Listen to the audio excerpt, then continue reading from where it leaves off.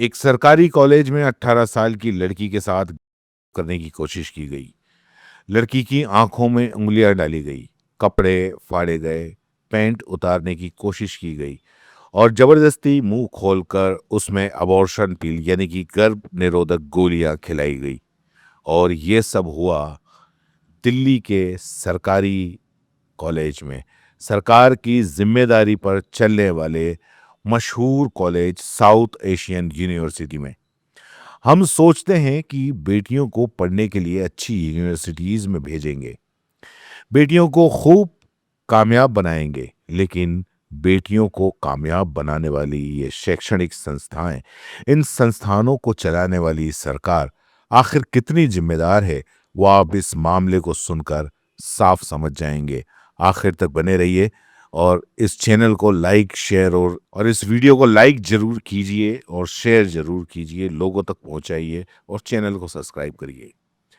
दरअसल ये जो घटना है वो 12 अक्टूबर की देर रात की है, जब दिल्ली के साउथ एशियन यूनिवर्सिटी में 18 साल की छात्रा के साथ अंधेरी रात में यूनिवर्सिटी कैंपस में पकड़कर गैंग करने की कोशिश की गई।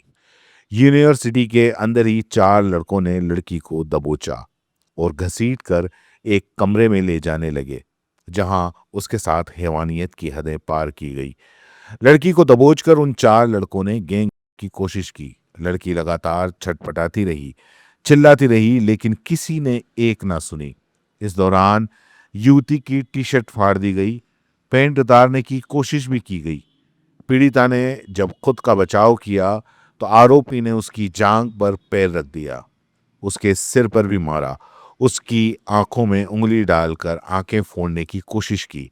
इतने में भी जब दरिंदों का मन नहीं भरा तो एक आरोपी ने जबरदस्ती लड़की का मुंह खोल दिया और अबॉर्शन पिल खिला दी, लेकिन लड़की ने हिम्मत नहीं हारी, लगातार झटपटाती रही और पिल थूक दी। इस बीच यूनिवर्सिटी का एक कर्मचारी मौके पर पहुंचा तो आरोपी पीड़ित को घायल अवस्था में छोड़कर वहां से फरार हो गए।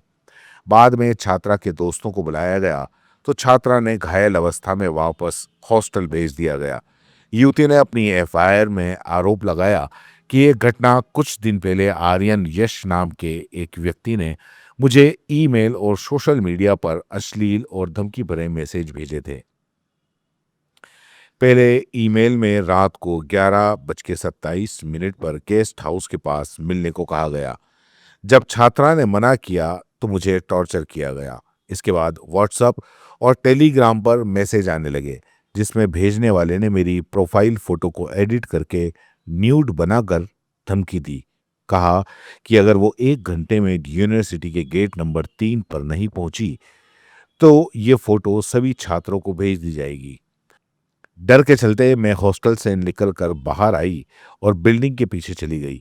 वहां कंस्ट्रक्शन का काम चल रहा था। थोड़ी दूर चलने पर एक गार्ड आया। उसने मुझसे पूछा कि कहाँ जा रही हो, लेकिन मैं कुछ बता न सकी। बता दें कि लड़की बीटेक फर्स्ट ईयर की छात्रा है।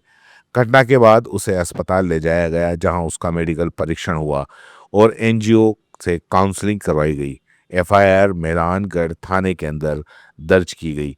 इस घटना के सामने आने के बाद में पीड़िता ने यह भी आरोप लगाया है कि अधिकारियों ने पुलिस को बुलाने या तुरंत मेडिकल सहायता लेने के बजाय उसे नहाने और कपड़े बदलने की सलाह दी थी।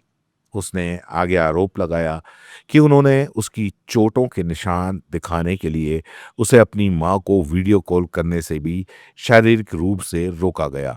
यानी कि कहीं न कहीं मामले को छुपाने और दबाने की कोशिश भी कॉलेज प्रशासन द्वारा की गई। आपको जानकर हैरानी होगी कि इन 4 लड़कों में से कॉलेज का एक गार्ड भी शामिल है। इस पूरे मामले के बाद पूरे कॉलेज में आक्रोश फैल गया। छात्र न्याय की मांग को लेकर विरोध प्रदर्शन कर रहे हैं। अब आप खुद ही बताइए कि ये कैसे मान लिया जाए कि बेटियां सड़क पर तो ना सही, लेकिन कॉलेज परिसर में भी सुरक्षित नहीं होंगी। लड़की को डराया धमकाया और उसके बाद में इतनी घिनौनी हरकत जो की गई, ये और भी सीमा लागी जा सकती थी। तब कौन जिम्मेदार होता? बच्चे अपने देश, अपने शहर छोड़कर दिल्ली की इन यूनिवर्सिटीज में पढ़ने आते हैं, लेकिन अगर छात्रों की सुरक्षा के नाम पर ही सरकार इस तरह से शून्य रहेगी तो फिर जिम्मेदारी किसे सौंपी जाए। और दावों के मुताबिक लगातार कॉलेज और प्रशासन सरकार इस पूरे मामले को दबाने में लगे हैं। आखिर क्यों? सरकार को आखिर किस बात का डर है? आखिर कॉलेज में वो कौन से राज छिपा रही है जिसका जिक्र हर छात्र की जुबान पर तो है, लेकिन प्रशासन आधिकारिक बयान देने से बच रहा है।